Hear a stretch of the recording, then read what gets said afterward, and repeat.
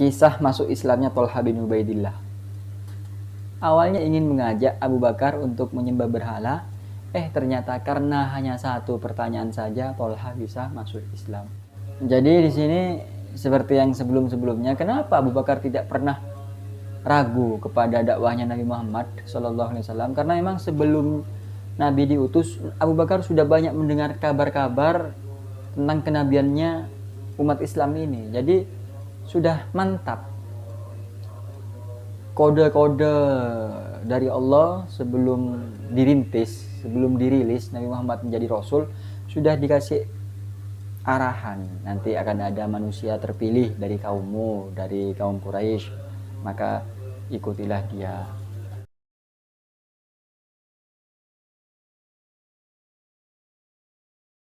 Assalamualaikum warahmatullahi wabarakatuh. Alhamdulillah wassalatu wassalamu ala Rasulillah. Allahumma sholli wa sallim ala sayyidina Muhammadin wa ala alihi wa sahbihi ajma'in. Amma ba'du. Teman-teman yang mulia, kita lanjut membahas tentang kisah-kisah Abu Bakar. 150 kisah Abu Bakar As-Siddiq, karya Ahmad Abdul At-Tahtawi. Ketika Abu Bakar sudah masuk Islam, jadi kaum musyrik, kaum kafir Yahudi ini, kaum kafir Quraisy ingin membujuk Abu Bakar untuk kembali tidak memeluk Islam, untuk kembali menyembah tuhan-tuhan mereka.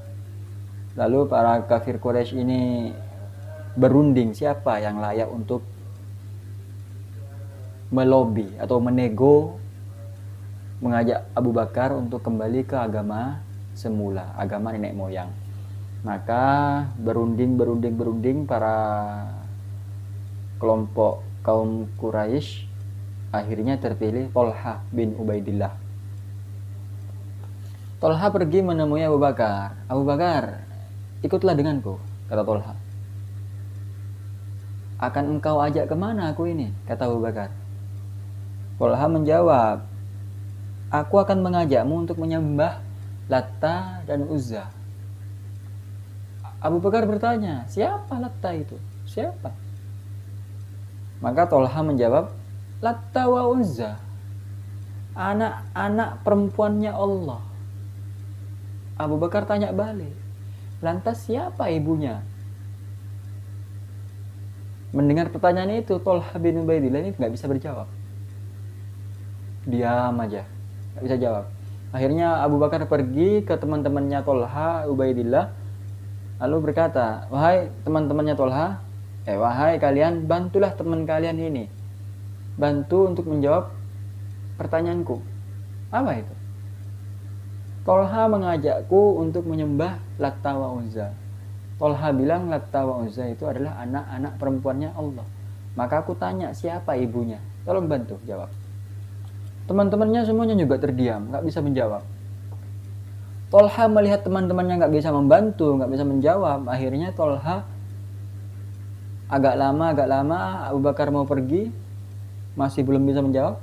Thalha memanggil Abu Bakar lagi. Abu Bakar, apa lagi? Ikut aku. Kemana? Aku ingin bersaksi bahwa tidak ada Tuhan selain Allah dan Muhammad adalah utusan Allah. Abu Bakar senang, akhirnya dibawalah Thalha bin Ubaidillah menemui Rasulullah SAW. Ini kisah masuk Islamnya Thalha bin Ubaidillah. Awalnya ingin mengajak Abu Bakar untuk menyembah berhala, ternyata karena hanya satu pertanyaan saja Thalha bisa masuk Islam. Thalha ingin mengajak Abu Bakar untuk menyembah Latta wa Uzza, di mana para kaum kafir Quraisy mengira Latta wa Uzza ini adalah anak-anak perempuannya Allah. Siapa ibunya? Mereka nggak bisa jawab. Akhirnya masuk Islam. Selanjutnya peristiwa di halaman Ka'bah. Abu Bakar bercerita tentang dirinya sendiri dan berkata, ketika aku sedang duduk di halaman Ka'bah, sementara Zaid bin Amr bin Nufail duduk tidak jauh dariku, tiba-tiba datang Ibnu Abi Al-Salt seraya berkata, bagaimana kabarmu pagi hari ini, wahai orang yang mencari kebaikan?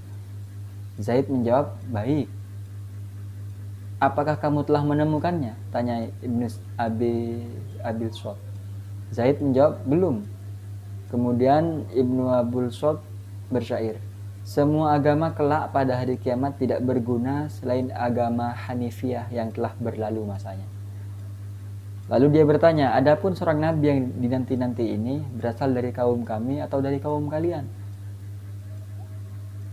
Aku bertanya, aku belum pernah mendengar sebelumnya tentang seorang nabi yang dinanti-nanti atau diutus. Maka aku pergi menemui Waraqah bin Naufal untuk meminta penjelasan darinya. Dia adalah seorang yang banyak mendapat berita dari langit dan memiliki suara hati yang tajam. Lalu aku menceritakan percakapan yang telah aku dengar tadi. Waraqah kemudian berkata, benar wahai saudaraku, kami adalah ahli kitab dan kaum yang berilmu. Ketahuilah bahwa sesungguhnya seorang nabi yang dinanti-nanti itu akan datang dari suku Arab yang paling mulia, sedangkan aku sendiri mengetahui tentang ilmu nasab atau sukuan, dan kaummu adalah suku yang paling mulia. Aku bertanya, wahai paman, apa yang akan disampaikan oleh nabi itu? Dia hanya mengatakan apa yang dikatakan kepadanya. Sesungguhnya dia tidak berbuat zalim dan tidak dizolimi. Ketika Nabi Muhammad SAW diutus, maka aku langsung beriman kepadanya dan membenarkannya.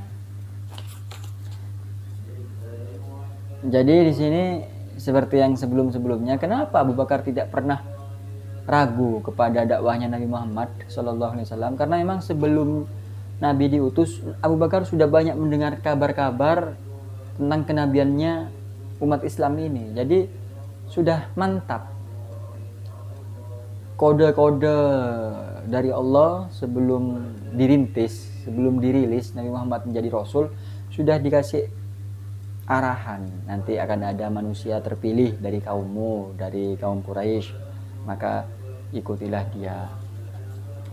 Jadi suatu ketika Abu Bakar ini melihat pemuda namanya Zaid, didatangi seseorang, lalu terjadi dialog di mana Zaid ini ditanyai.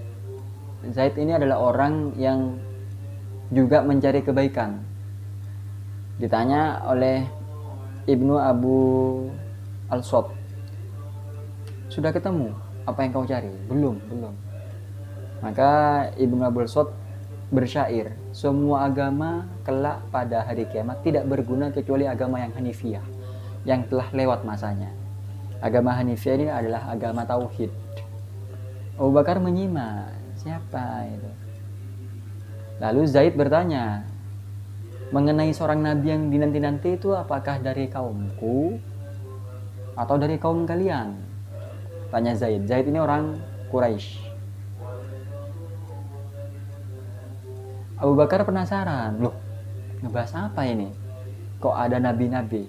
Abu Bakar akhirnya bertanya ke Waraqah bin Naufal. Ternyata Waraqah membenarkan, benar memang akan ada nabi yang akan datang. Ini adalah nabi terakhir. Dan nabi ini diutus di kaum yang mulia, kaum Quraisy. Dan sukumu Abu Bakar adalah suku yang mulia. Nah ini loh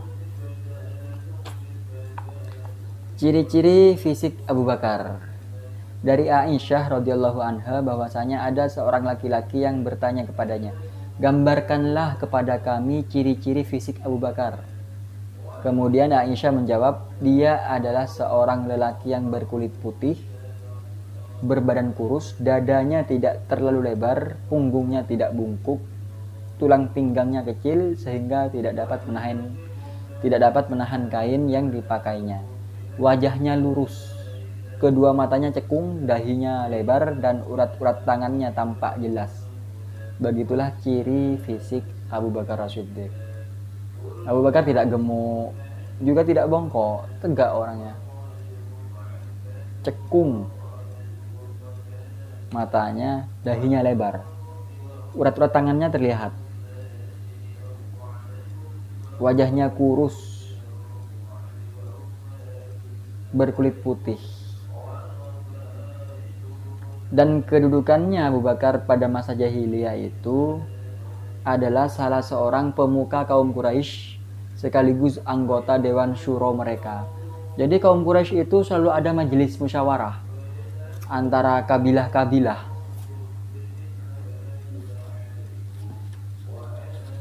dari Bani Hashim, Bani Ibnu Manaf, dari para bani-bani itu, kabilah-kabilah itu semuanya punya perwakilan untuk hadir ke majelis musyawarah yang mulia itu. Dan Abu Bakar salah satu pemuka di kabilahnya. Abu Bakar ini sangat memahami adat istiadat kaum Quraisy. Lah, ketika Islam datang, Abu Bakar ini menyampingkan adat istiadatnya yang jahiliyah itu.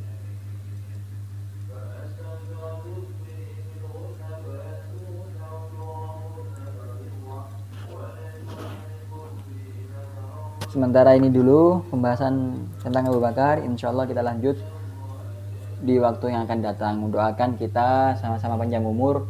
Saya panjang umur sehingga saya bisa berkata-kata, dan teman-teman yang mulia saya doakan panjang umur sehingga bisa mendengar apa yang saya katakan. Terima kasih. Subhanakallahumma wabihamdika asyhadu an la ilaha illa anta astaghfiruka wa atubu ilaik. Assalamualaikum warahmatullahi wabarakatuh.